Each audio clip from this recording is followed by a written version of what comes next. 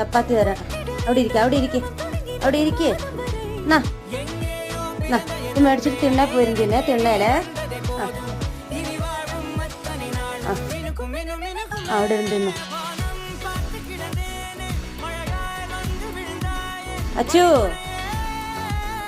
അച്ചുവിന് ചപ്പാത്തി വേണോ? ഇനി ബാ.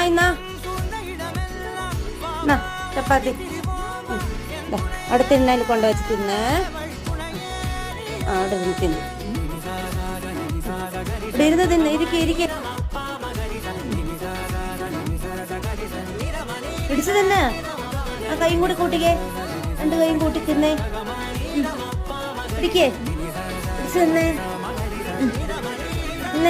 അങ്ങനെ ഇനി വരണേ.